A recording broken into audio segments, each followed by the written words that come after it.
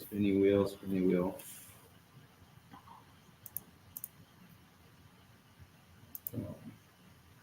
All right. Good. We're live, sir. All right. We are live for the first rendition of the Find Your Gold live podcast on the petwastemillionaire.com platform.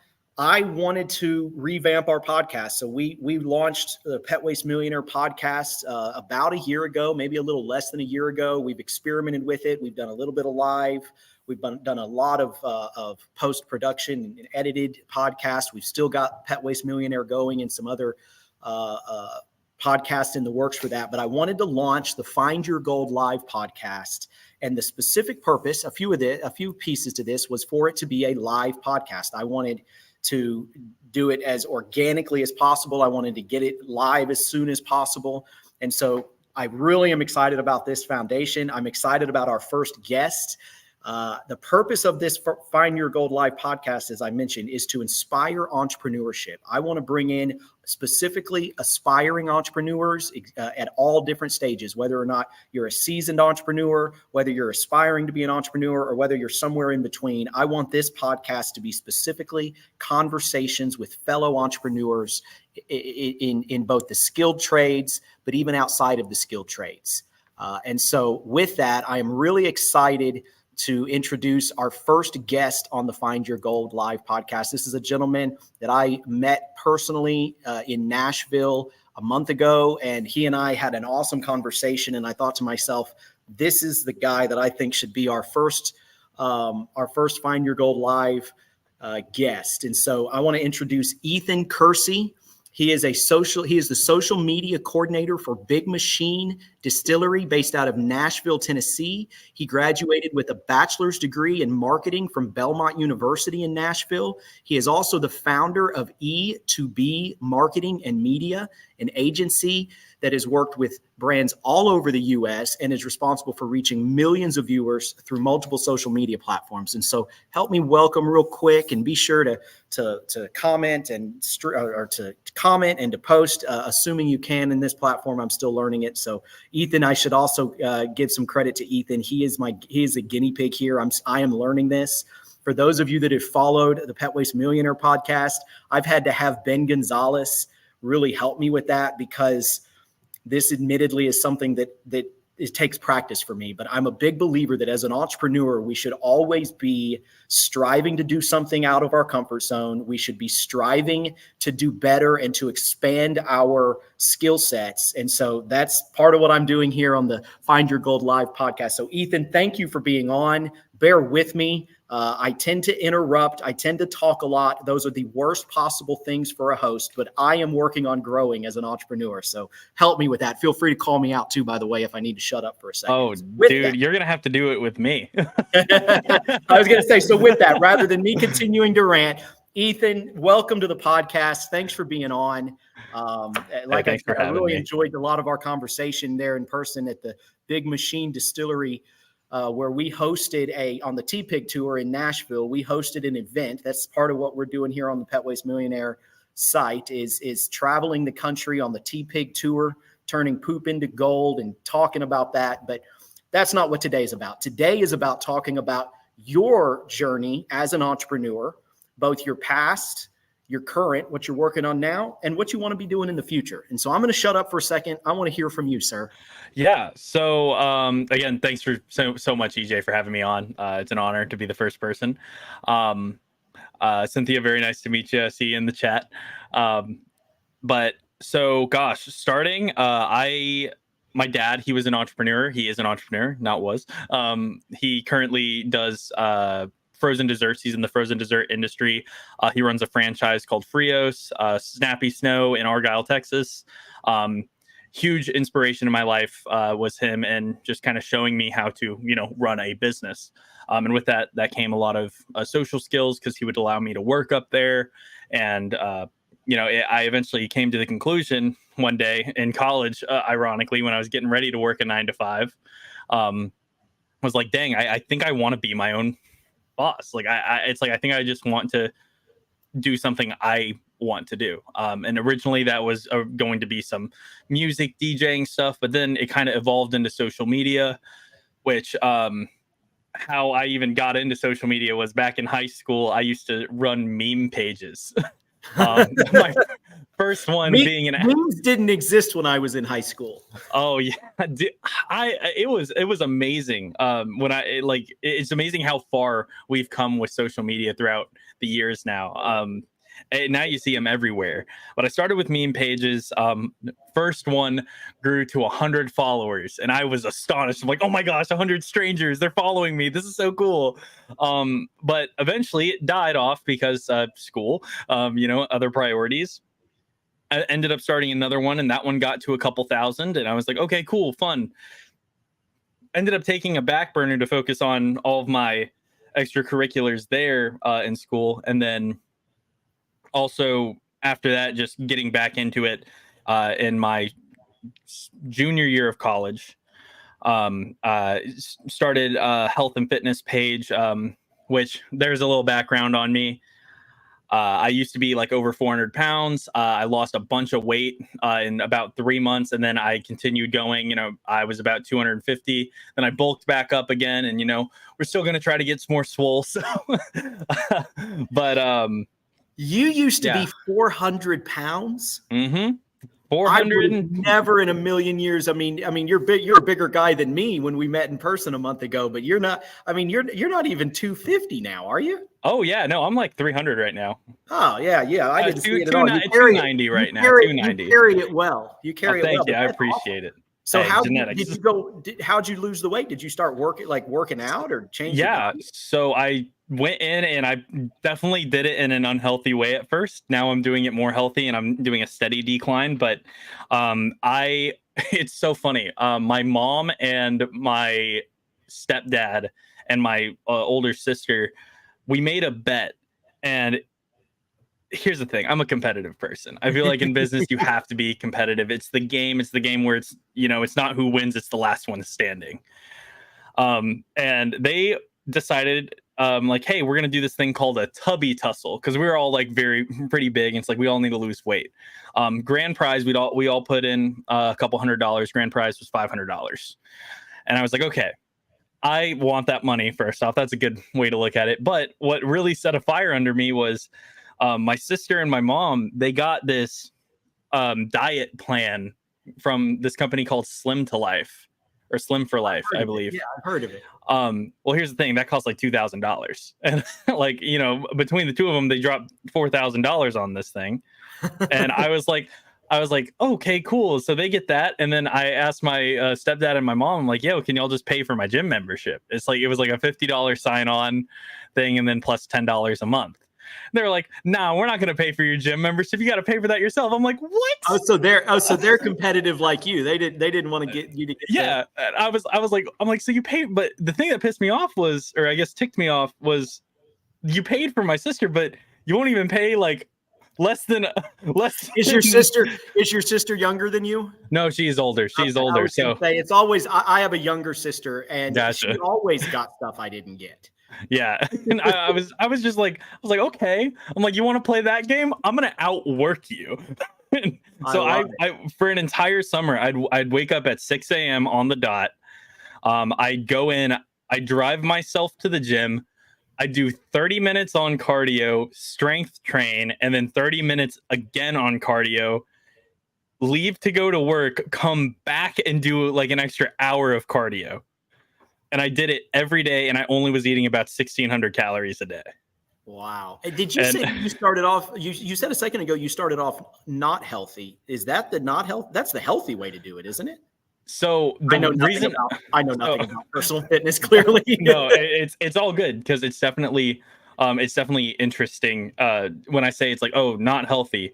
What I mean by not healthy was I should have probably been in a so everyone talks about calorie deficits, right? Because ultimately that's what it is. It's thermodynamics. You eat less, you'll lose weight because you don't have energy. That's energy conversion. Yeah. But I was in the recommended is at max 500 calories. I was doing at about 1,200 calories. Okay. So you were being competitive. You were I was just being competitive. I was being competitive. I would burn off pretty much everything I ate that day. So it was basically net. I was burning about like 2,500 calories a day. Okay. And it was just like, like to my family, they were seeing me drop day by day. And I'm like, oh yeah, I guess what I'm at now. Boom, I'm 5 pounds down this week. Boom, I'm like So first were week you I was down like beating them? 10 Like, pounds. were you beating them the entire time? The entire time. I outworked them, and I made sure I kept outworking them. Man, that's a lesson right there in entrepreneurship, is how Oh. you just outworked them. Absolutely. And it taught me a lot, and it really got me like it really forced my brain to be like, yo, this is what you want to do. Like, you're competitive and you can outwork anybody. Yeah. Like, and it's like, my mom, she's amazing. I absolutely love her. Don't get me wrong. It may sound like, oh, mom, what? But no, I love my that's mom. just in this particular competition. Yeah. It would be like if I played Monopoly, my dad wouldn't play Monopoly with me. But if my dad would play Monopoly with me, like, oh no, he is the enemy while we're playing Monopoly. Like let's bring the boxing gloves. We're gonna box, not literally because he's way bigger than me, but figuratively we're gonna box. And we are not friends while we are in Monopoly. We're gonna be enemies, so to speak. But it's still my dad. I'm gonna give him a hug after I beat him. Oh yeah. And what is it was insane though. But my mom's like, she's hard to outwork. Like, she is a woman in the healthcare industry. Healthcare is, putting it lightly, she's doing bioengineering stuff. Oh wow. Yeah. So it's hard to outwork my mom. Like, she's in a very competitive industry, and she's at like the top of her grade. So when I was able to outwork her, I'm like, if I can outwork my mom, I can outwork anybody. So is your mom an engineer? She's not an engineer. She's currently a global project manager. She's like a VP of global project management. That's awesome. And then your dad is an entrepreneur. He's got a number of different businesses and such. Yes, he has. Gosh, oh my gosh, it's hard to count almost. I think he has 3 main ones, and then he has a couple side ones that he's doing separately. So hey, I can relate completely. If you asked me how many businesses I own, I'd literally have to like I don't exactly know. It's like, can I count them on one hand? Can't I? I don't know. I know I can't actually do. I have more businesses than I have fingers. I do know that one, but speaking of competition, we've got someone that posted a question for Ethan. Yeah. Oh, okay, awesome, Ethan. Cool. Are you seeing this? This again, Yeah. This is me. So forgive me if I'm not. So you see this question here? What's my strategy for staying up to date with social media trends and implementing them into your strategy? It is hard to stay up to date with social media trends. So first thing, I mean, the most obvious is be on social media. Like, you have to be social on social media. Gary Vaynerchuk. I always Gary V. Gary V always says you have to be social on social media. And I took that to heart very much when I heard him say that. So I started being social, and I started commenting on things, and especially whatever niche you're in. I highly recommend going in and actually just commenting on a bunch of people who are in the same niche as you, just because it's like they see you as a follower, they see you as somebody there, and they're automatically already doing it with you. So it's like almost having your hand in somebody else's pot, just being able to look at what they're doing so you can kind of stay on top of it. And then in terms of implementing them into my strategy, I always kind of schedule it out weekly.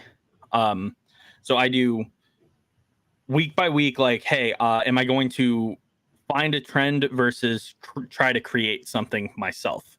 Because there is a difference, especially now in social media. You're seeing, at least on TikTok now, less and less trends and more originality. Like, so for example, like there's a great chart by this guy called Viral Video Club on Instagram and TikTok, and he just goes down and he breaks down everything about social media and why things work versus why things don't work. But he has this great chart that says Instagram versus TikTok, what you should be doing. TikTok, you need to be more. It needs to be lower quality. It sounds weird. Lower fidelity, higher storytelling and more what is it word original, right? And then for Instagram, it's like repost, make sure you're like making things that are high quality, make them short and sweet.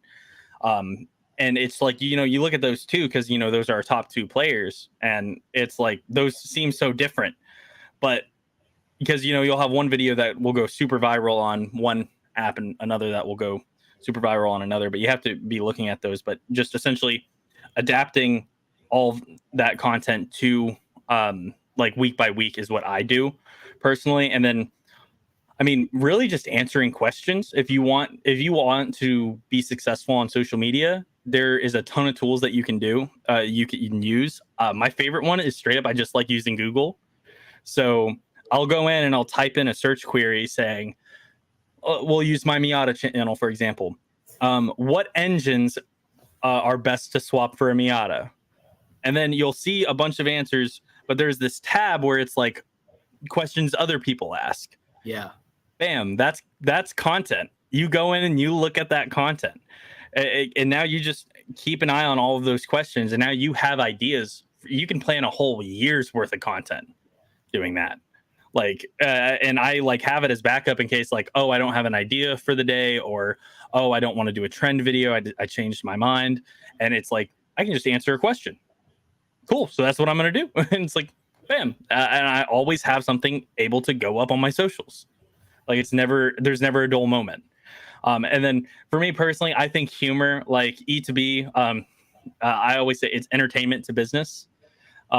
So because I think entertaining people is the best way to drive business. I mean, you look at Dollar Shave Club, you look at Duolingo, you look at Scrub Daddy. If you look at what they're doing across a whole, like it's simply amazing what they did for business.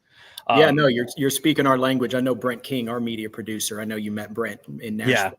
Yeah. That's something that he's definitely worked to instill in our media is how can we take something that is boring and so boring services, so to speak, whether it's lawn mowing or poop scooping or anything or so many other things. How do you take that and make it fun? Of course, pet waste removal and poop scooping, you can make that fun. That's actually fun. Yeah. But mowing is it tends to be a little more challenging. Yeah, no, and I think something that I had just an idea that popped into my head for mowing.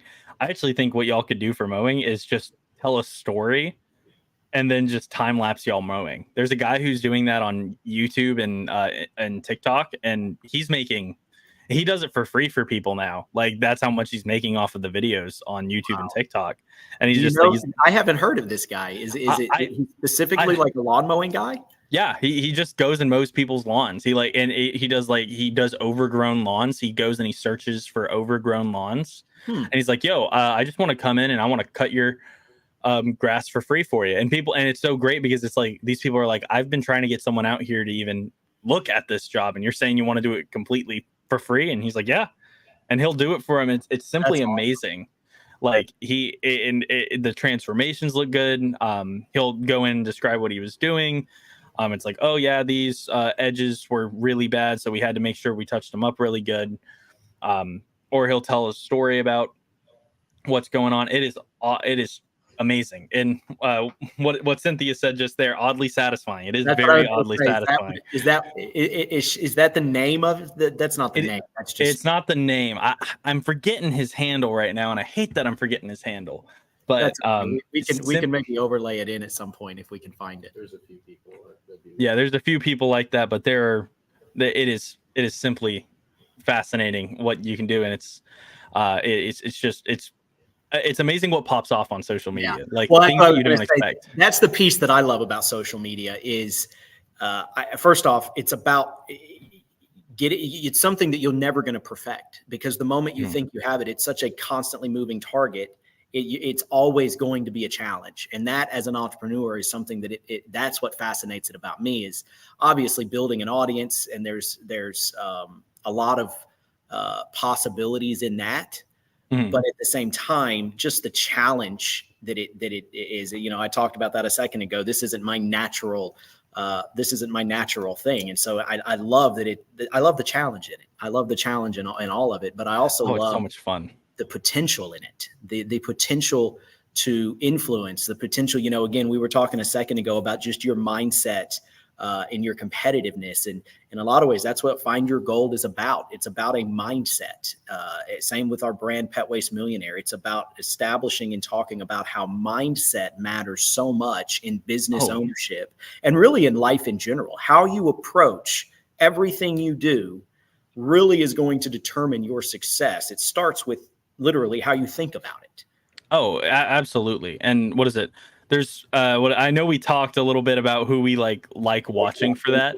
Yeah. And I know you talked about Gary Vee just a second ago. Yeah, Gary Vee. But one of the guys that I absolutely have been adoring right now is Alex Hormozy, and he posted this a couple weeks ago, or I guess about a week ago now. He said there's 3 things you need to start a business and win in business. He says the balls to start, the brain to learn, and the heart to never quit. And the good news is you already have all 3. Yeah, I love that. And I love Hormozy. His book is this bottom book here on the. Oh, there you go. I love it. Leads. And then Gary Vee's new book's the one right above that one. No, I like Hormozy a lot. And a lot of my team members actually prefer Hormozy over Gary Vee.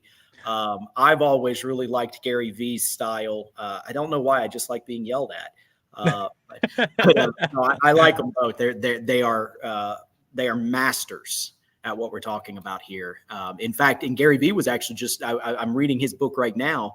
I'm not that far in it, but literally, I think the last piece I was reading, he's talking about what you were just talking about and the advice you gave on that question, which is he's talking about how literally commenting is now a form of operating in social media. Like that's a key piece. It's a piece that I've got to figure out how to get better at, is commenting and acknowledging other people's comments on various things. Like that's a big piece in social media strategy today. Yeah, and I'll tell you here, I'll give you one that Gary Vee gave everybody. What is it? It's the 2 cents. I believe it's called the $1.80 rule. Go in find 8 people and then comment on 10 of their posts, giving your 2 cents.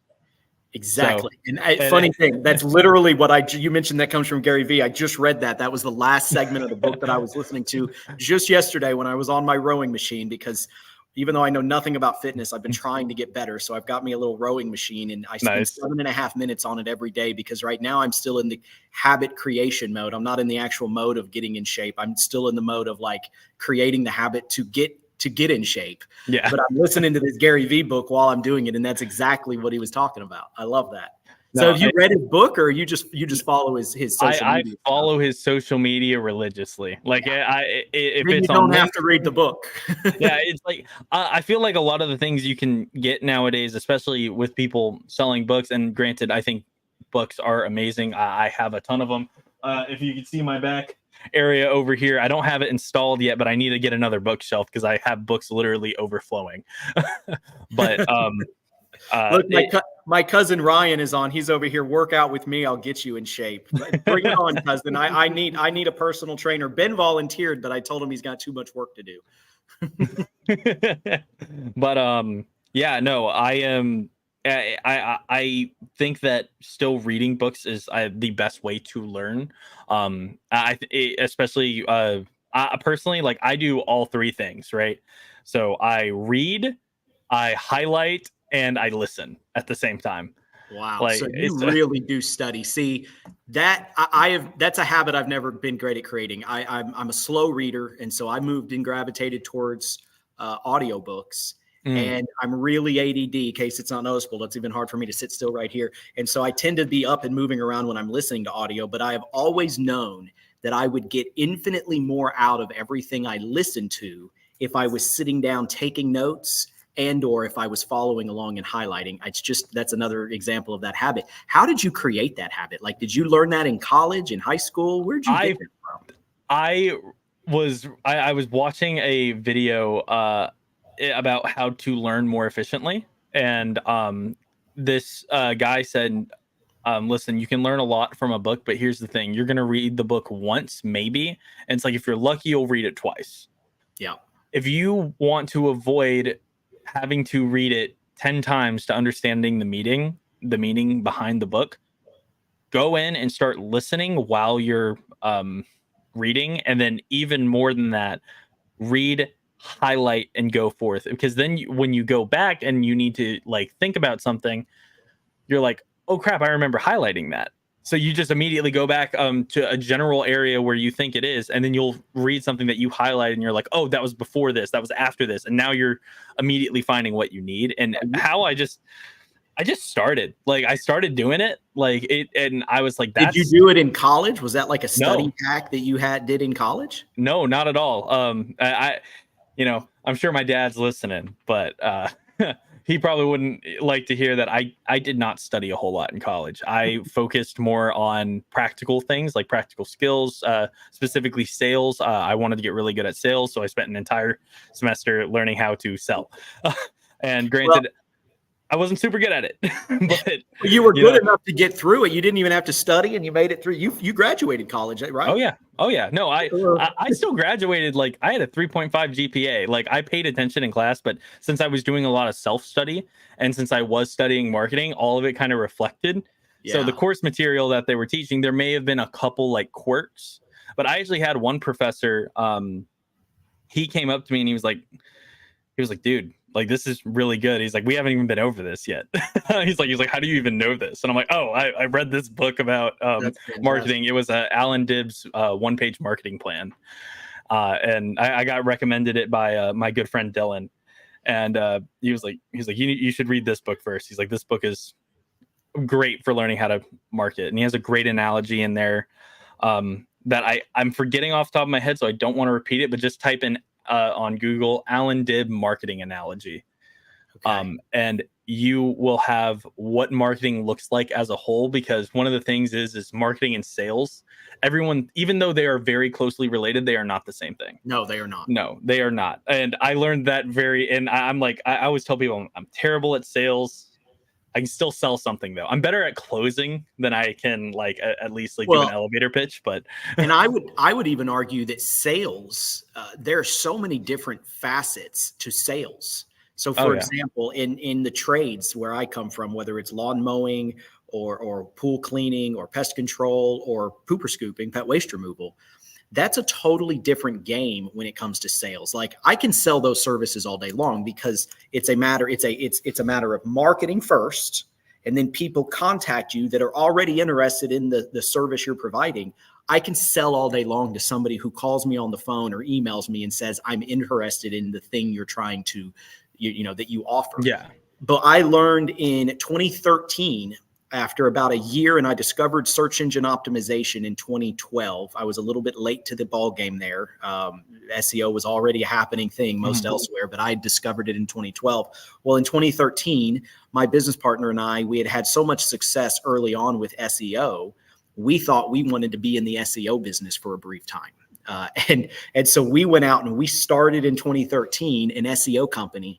And I learned really quickly at that time that there's a significant difference between marketing with door hangers or more so today through social media and Google to get people to call me that tell me they are interested in XYZ service. There's a huge difference in that kind of sales and cold calling 100 people a day. I should say 100 businesses every single day. That was the strategy in 2013 for how you sold search engine optimization. And so literally I learned the hard way that calling 100 people a day and getting 99.5 no's and hangups or not even answering, that was not my kind of salesman. I am not. It's the difference between an outside salesman, I guess, and an inside salesman. Yeah, and, I could sell lawn mowing here and there, but selling SEO was a whole different game. Yeah, and what is it? I learned and I will say this is valuable to anybody starting a business. You have to realize what actual business that you're in. And I'm a steal from Alex Ramosi again, because he's such a great example of it. But he actually recently said in a YouTube video that he did, when he started his first gym, he wanted to just do, it's all health and fitness, it's working out, all the macros, micronutrients, all that stuff. But what he didn't realize was he's like, it isn't that business. When you're doing gym health stuff, you're actually in sales. Like your whole job is sales. Like you need to get extremely good at it. And then when he started a software company, he's like, I don't have to sell anymore. He's like, I thought like, I could just put my sales experience, my marketing through it. But when you're, because he was doing software as a service company, and he goes, I don't have to sell this at all, just because if I go to a business and I can say, hey, I can have this task fully automated for you, you just have to pay me $300 a month, that business is going to say yes. Like if this task takes more than like a couple hours to do, like they're going to pretty much say yes, because guess what? You just turned a 3-hour thing into a 30-second thing.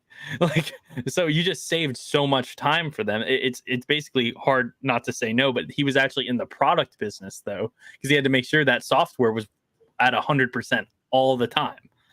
And what you're saying, if I'm hearing you correctly, is it was a shift in his mindset. Yeah, it's a shift in mindset. Yeah, it's all about your mindset, and it's all about how you view business and not getting discouraged because you think you're in one thing but you're actually in another.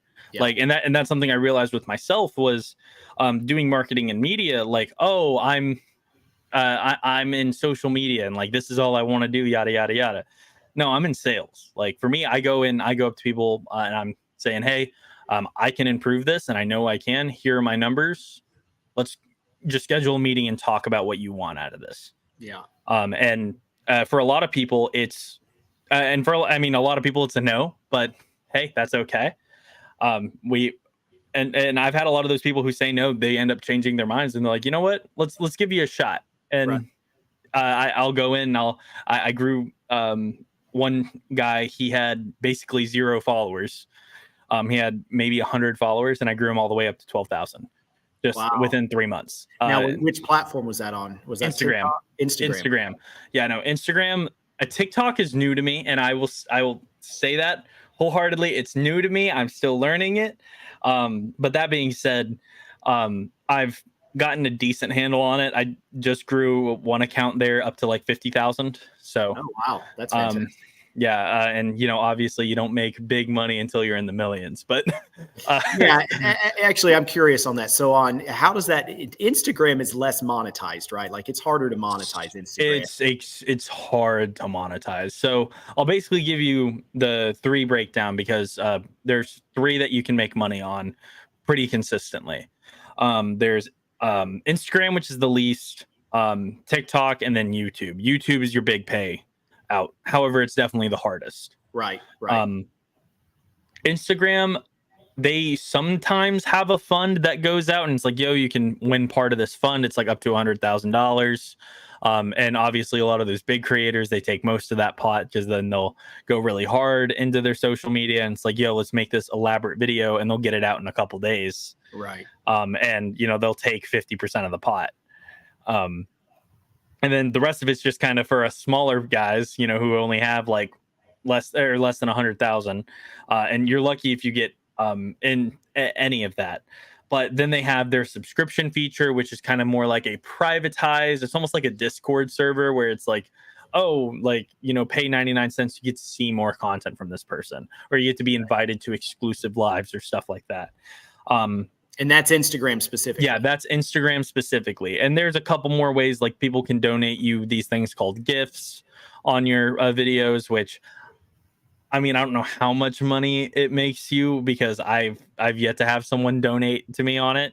But I know a couple people who have it, and they're like, it doesn't give you a whole lot of money. Like it's just a little bit. It's like basically some gifts are like worth $100. Some of them are worth like $2, and most of them that you get are like worth 50 cents. Okay. So like it's not a whole lot, but TikTok is the next step up, right? That's your that one is for a lot of people a cash cow. Like that's where a lot of people are making their money, quote unquote. If you get into the e-commerce side of TikTok, like TikTok Shop, anything like that, you can make ridiculous amounts of money. One of the guys that I met recently, he's a UGC guy. For people who don't know what UGC is, it's user-generated content. In my opinion, it is the next step in influencer marketing. and is by far one of the most effective ways to market right now. So I have this fantasy right now, and I say fantasy. That's usually what I start with. That's like beyond a dream. It's even farther out there than just a dream. It's like fantasy land right now. But my fantasy land right now is I want to sell Scoop Soldier swag on TikTok, just to be able to sell swag and be able to maybe mark it up 20% and make a little something on it. But separate than that, to get the name out there, to get the awareness out there, I have this fantasy or wish at the moment, so to speak, that we could someday do that. And I keep thinking to myself, and a lot of the people around me, they know this, they'll chuckle if they're listening. Are you familiar with Buc-ee's, the gas station? Yes, I am familiar with Buc-ee's. If a gas station, a freaking gas station, can get famous and get so famous that they sell their, forgive me if anybody owns one of these, their stupid little beaver shirts. If that can sell, then my fantasy of selling Scoop Soldier swag on TikTok should be able to come true someday. But that's what we're talking about, though, right? Absolutely. Like through TikTok Shop. And I'll tell you, this will be very good for you to know then. Basically, UGC, it's also partially affiliate. Usually you pay for one of them as a retainer, say like a 6-month retainer, and then you pay them per video. They'll usually get a cut of whatever is being sold, but their whole thing is get as many views on your content as you possibly can. One of the guys I was talking with, he has a buddy that specifically does only TikTok Shop stuff. And he pulled in $100,000 last month. Interesting. I might want that contact. I need to learn something about that. It's very interesting. I just met him the other day, but he's now a friend because we knew someone mutually. His name's Ryan Barnes on LinkedIn. He's a full-time UGC guy, but he's super smart, knows way more about it than I do. But he was telling me it's like TikTok right now is a crazy cash cow, especially if you're an influencer. I've heard that. Because essentially right now, as long as it's not a video that is like a TikTok Shop video or something, let's say it's just a personal video, you can make about per million views about $1,000. Wow. So that's good to know. So, but you've got to get into the millions. Like you can't. You have 500,000 views. Yeah, it's awesome to be able to have that. And you'll still get, that's $500. Okay. So it's still monetized. At what point does it become monetized? Is it 50,000 views? Is it 10,000? So 10,000 views, and there's something called qualified views.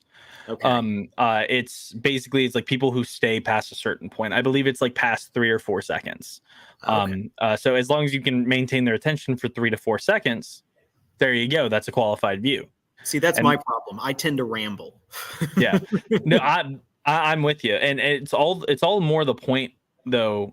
Especially anybody who's doing social media right now. And I'll say this, and listen very closely. I got my pen ready for my notes.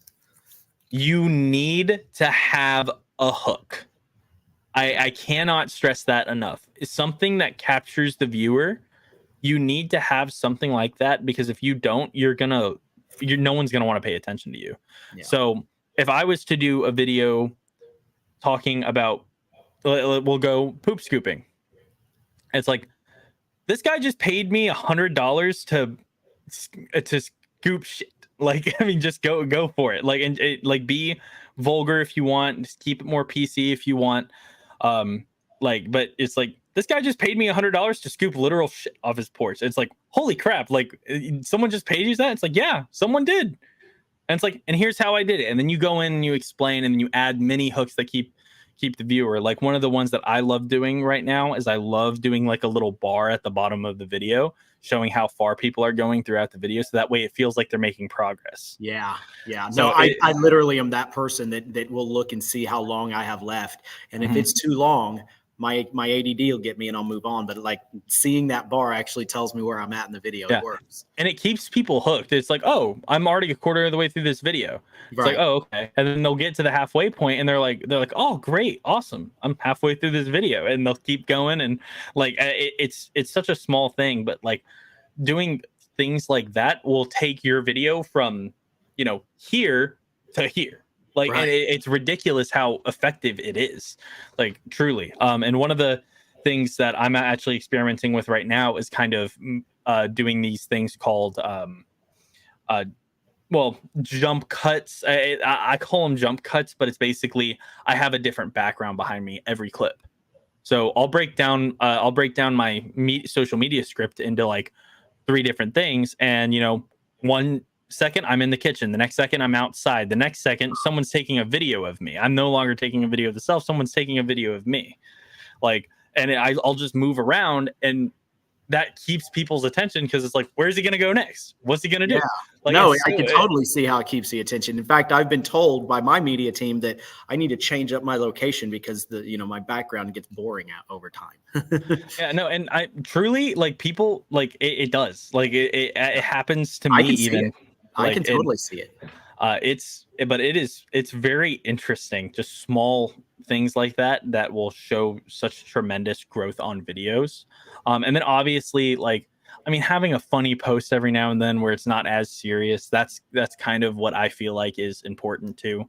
I keep my I love Miat stuff very just chill, like funny. Like, I don't do much selling on it just because it's kind of more of my personal thing, and it's like something that I love to talk about. So I'll talk about cars, crazy Miatas. I posted a video about a Miata that you can go out and literally buy from this company, and they'll fully soup up like a modern Miata for you, and basically you can buy a stock Miata and they'll Yeah. basically retrofit it to be a race car. Oh yeah, they do an LS3 swap. I believe they turbo it as well, and they make sure your handling is good. They'll adjust the torque, and it's basically, it turns it into a 450 horsepower track car.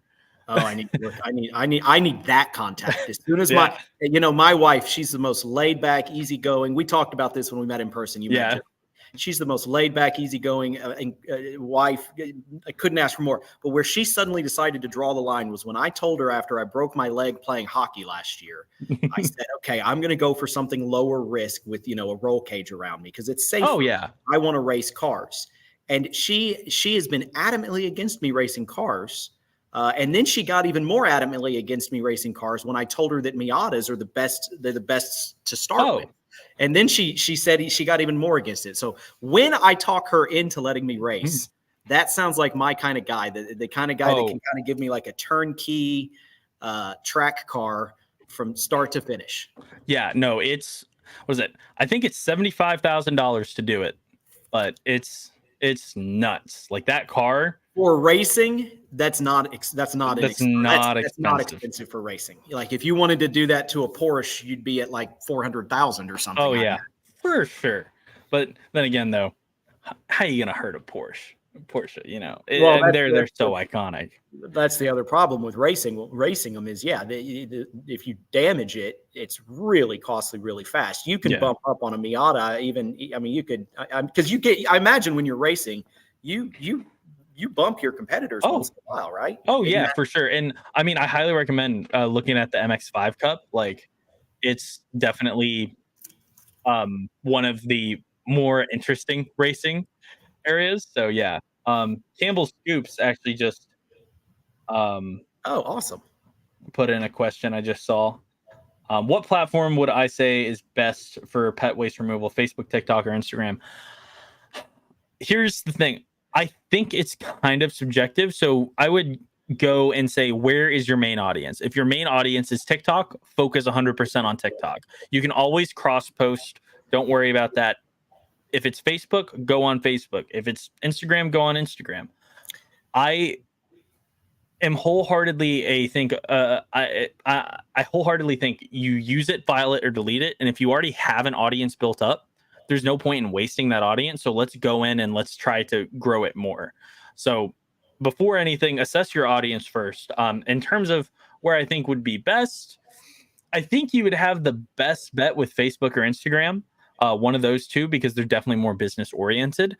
TikTok, I would say, if let's say you're one of the employees scooping the poop, you may want to do it for yourself on TikTok, because a lot of people want to hear stories about that. They'd rather hear stories about it than, it's like trying to sell you something. Like Instagram, Facebook, people are willing to listen to you say, "Oh, sell me something, dude." Like, it's okay. But yeah, I would definitely say probably Facebook or Instagram. But if you do have a good audience on TikTok, there's no point in not doing it on TikTok. So do it. You can always cross post. That's the thing. You can always cross post. Yeah, I think that's well said. I completely agree with you. I think that Facebook and Instagram are where our clients in the pet waste industry are today. In other words, you're talking late 20s, 30s, 40 somethings, people that have dogs, that have a backyard, and that are looking to buy their time back by paying somebody to scoop the poop. Those people, by and large, today are more so on Facebook and Instagram, most likely, than they are on TikTok. But like you just said, Ethan, if you're in the field, if you're still scooping as a business owner or a team or a W-2 team member for a pet waste removal business, if you just start doing stories on TikTok talking about what you're doing, that is also going to, over time, I believe, be a branding strategy for your brand. And your future clients are on TikTok. Like fast forward 5, 6, 7 years from now, your clients that are right now not clients yet, because maybe they're living in apartments, maybe they're in college, they're just a younger demographic. Those are your clients in the future.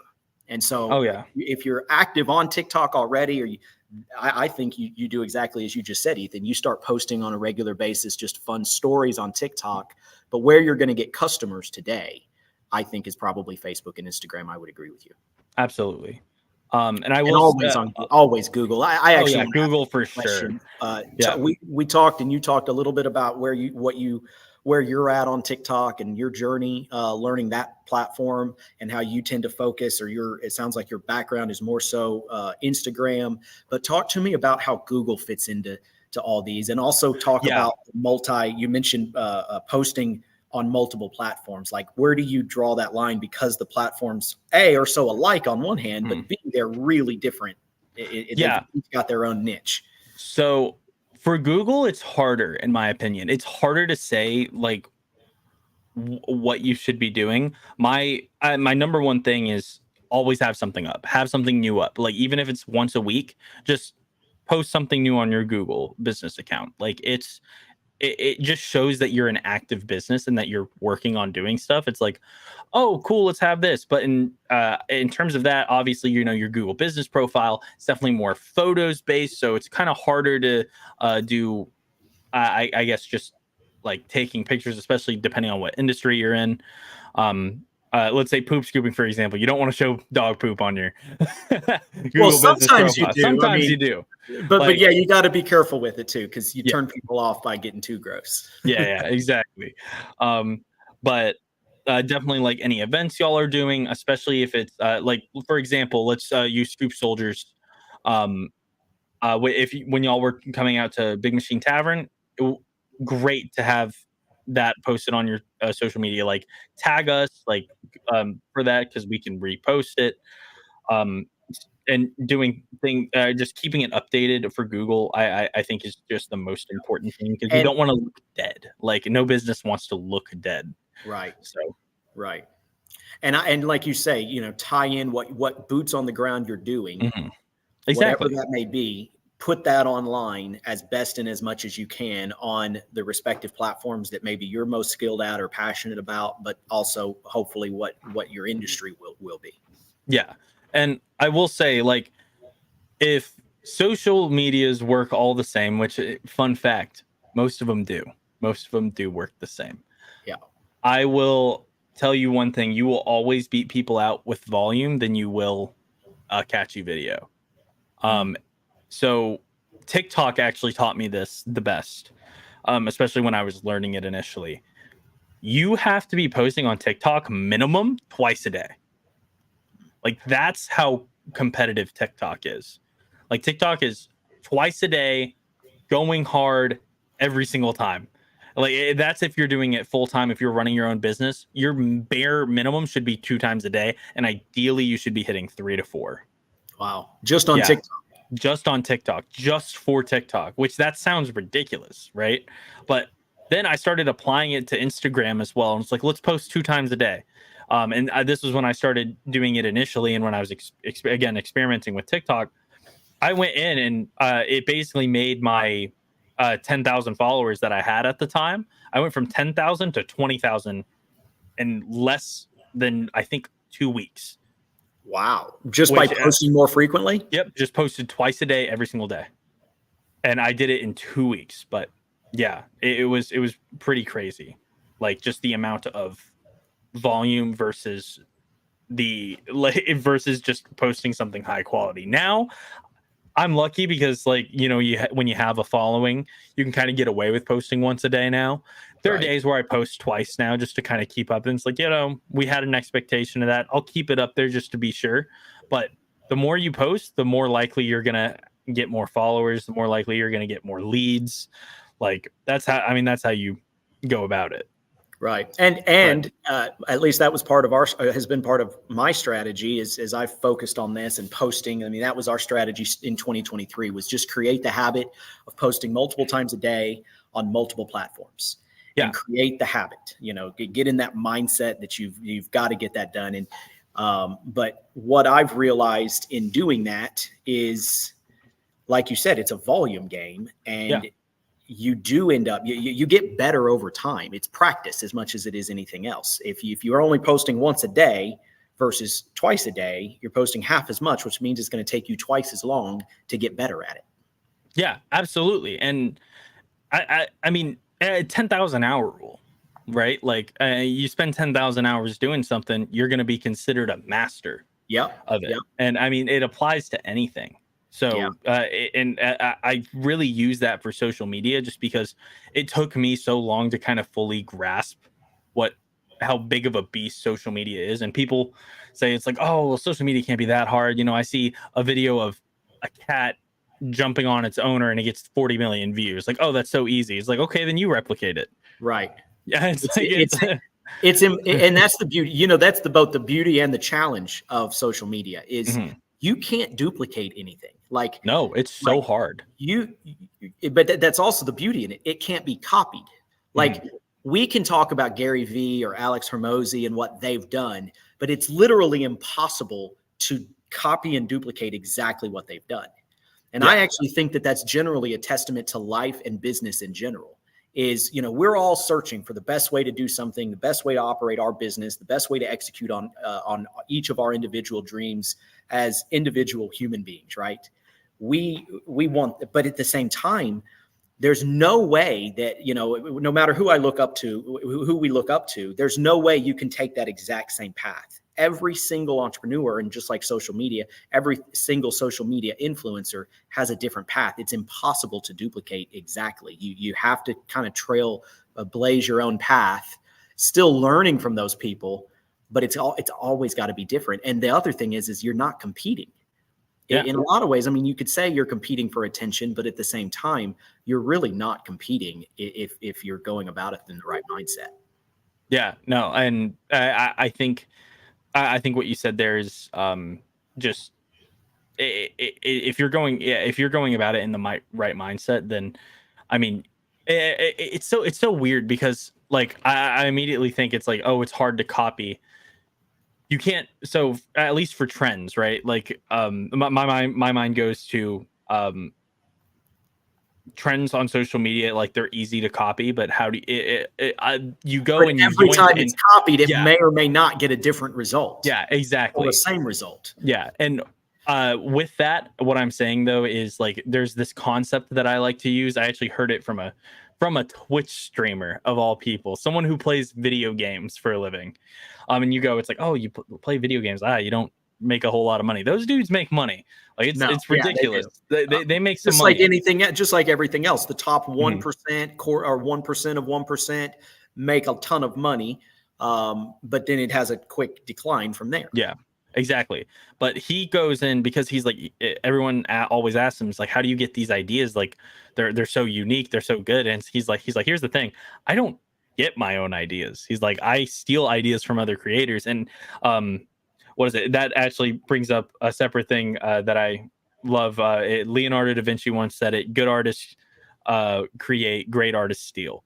Like, I love that quote. It's simply amazing. But he says there's nothing new. It goes to speaks the idea. There's nothing new under the sun. Exactly. Like it. But anyways, this Twitch streamer, he goes in. He's like, whatever you do, yoink and twist. He's like yoink an idea that someone else has already done and then twist. And he's like you can yoink, but you have to twist. Yes. No matter what you do, like on social media, like change it to where it fits you.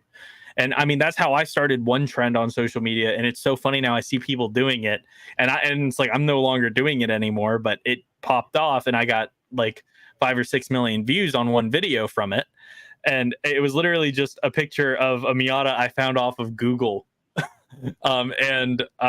I just put the caption Miata jump scare. It was one video. It's like, oh, it was one of those oddly satisfying videos of like a rock falling into water. And right as the rock is about to hit the water, bam, like a Miata comes up and it says Miata jump scare, and people were commenting, or dang it, I wanted to see the video. Where's the original video? It's like, why would you do this to me? And it's That's like, awesome. For me, I call that rage baiting, but it gets people to interact with you. People like it. It's like, oh, you end up getting like a bunch of followers from it, because people want to see more like it. And I continued to do it, at least in my initial phase, for like the first like 2 months. But me just doing that because I thought it would be funny, and I stole it from another idea of someone going, hey, it's like let's put a 450 horsepower engine into Miata, and it was a picture of a Miata just standing there like, what? Like, and I'm gonna do the same thing. I'm just gonna make it jump scare someone. Real quick, and we need. And I want to wrap up here because we're coming up on for sure. So, lastly, as we wrap up, and I forgive me if this is a really dumb question. Have you raced Miatas already? Like, do you race, or is this? I wish I raced. I wish I raced. I so really want to. The cars, I love it. Yes. Like, here's the terrible part. I don't even own one. I've been trying to get my hands on one for so long. Okay. So me and you both, we both want to race Miatas. We just have it. That's a dream that we have not yet come to fruition. Yeah, no. And again, if my dad's in here, you didn't hear this, Dad.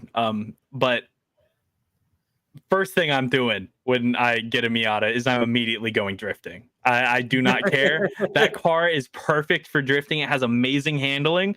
I'm drifting that car. Like, it's awesome. Well, when you do, if you think about this, call me. Let me know. For sure. I might want to meet up with you and go hang out. Let's do it. Let's do it. If Jennifer will let me, if she's watching, if she'll let me. It's just drifting though. You're not racing. No, you're not doing anything dangerous. Don't worry. We'll have a roll cage.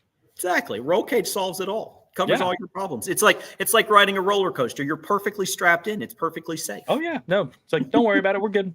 Everything will be fine. We'll have a hard top too. So right, exactly.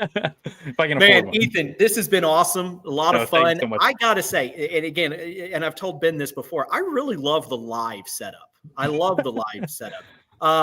I'm not a skilled enough driver to drift a Porsche. I don't think those are the best cars for drifting. If I'm not mistaken, Ethan, you could confirm because they're rear engine, so they're too heavy on the rear end. Yeah. Right? So, well, for drifting, you probably ideally you want the 50-50. Right. You can definitely drift a rear engine car. Like, I'm not a skilled enough driver to say the least yet. Now, when I get to go to racing school someday as one of my dreams, then maybe I'll be able to drift a Porsche. But but as long as it's rear wheel drive, you should be able to drift it. Basically, like yeah, it just kind of depends because also you don't want the car to be too high, otherwise you'll roll it. Like so no drifting a Jeep Wrangler. No, do not do that. Oh my gosh. And then trying to do that off road, that would be even more unsafe. Yeah. No, man, this has been awesome. Final thoughts, final comments on your part.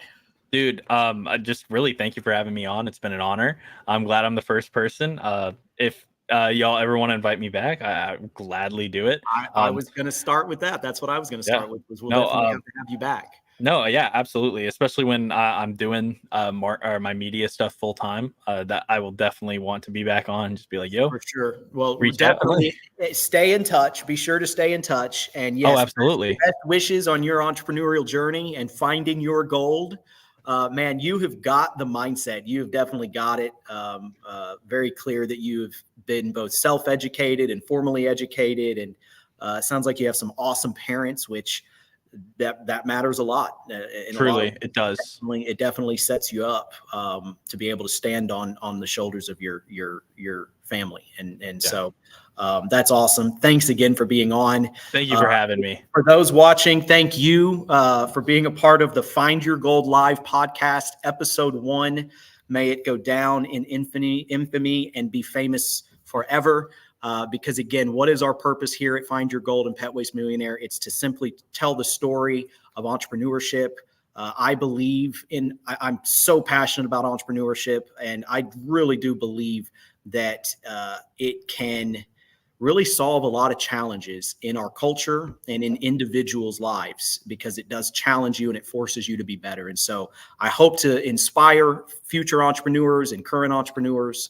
I love entrepreneurship. So, and my background specifically has to do with the trades and mowing yards and scoop and poop, and more recently, things like plumbing and pools. But I look forward to having more guests on. And Ethan, again, thank you so much. This was awesome. Lots of fun. No, thank you again. We will be having you back on. For sure. I could learn. I think we could learn a lot from you. Oh, I think I can learn a lot from you. Cool, man. We'll stay in touch. Wish you the best. Oh, absolutely. All right. Thank you, sir. See you. Bye.